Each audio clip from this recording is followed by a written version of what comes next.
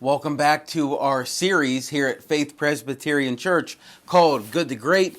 Here we are picking back off of Jim Collins' book where he takes his studies on companies that went from good all the way to great.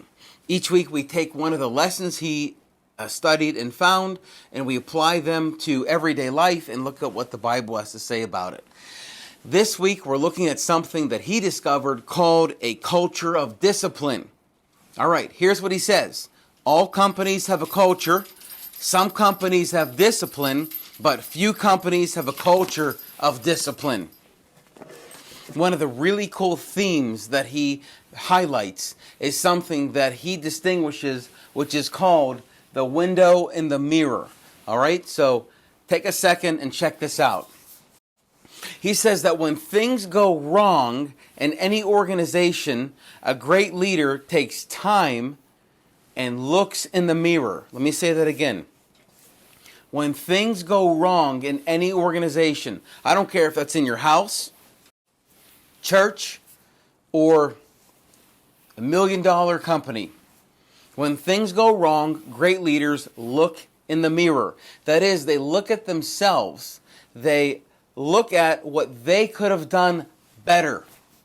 However, he says, when things go right, he says instead of looking in the mirror and giving themselves accolades, he says that great leaders look out the window. They look out the window and see what went right. They look out the window and they applaud other people for the things that they did right. It's the window in the mirror. Now, what does the Bible say about the window in the mirror? In the 18th chapter of Luke, Jesus gives a really powerful parable, and I'm going to read it for you. He says that he tells this parable to certain people that trusted in themselves that they were righteous. Then he names two people. He names a Pharisee and he names a tax collector. Now, the Pharisees at the time of the parable were the uppity, religious, super spiritual teachers of the time, and the tax collectors were like the complete opposite. They were people that everyone looked down on. They were the shysters. All right? Now, both of these people walked into a temple, the Pharisee and the tax collector. And he says that when the Pharisee walked into the temple, he prayed this prayer. God, I thank you that I am not like other people. Swindlers, unjust, adulterers, or even like that tax gatherer. I fast twice a week. I pay tithes of all that I get. But the tax gatherer, standing a distance away, was unwilling to even lift his eyes up to heaven and was beating his breast over and over again, saying, God, be merciful to me, the sinner. What a difference between the two men. The Pharisee was self-righteous. He thought that by doing all of these things that he was better than other people. In the prayer, if you noticed, he even looked down on the tax collector.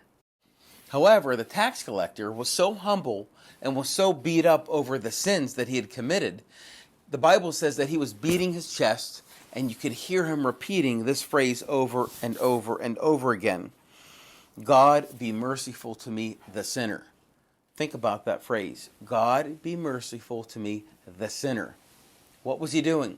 Was he looking out the window like the Pharisee? No. He was looking in the mirror at himself. He was looking at how he had failed God and his fellow man. And that's the difference between being a good leader and a great leader. Remember, a great leader looks out the window when things go right and gives accolades. They applaud when things go right. But a bad leader looks out the window and says and points out all the different things that others are doing wrong, instead of looking in the mirror at themselves and finding out how they could have been better.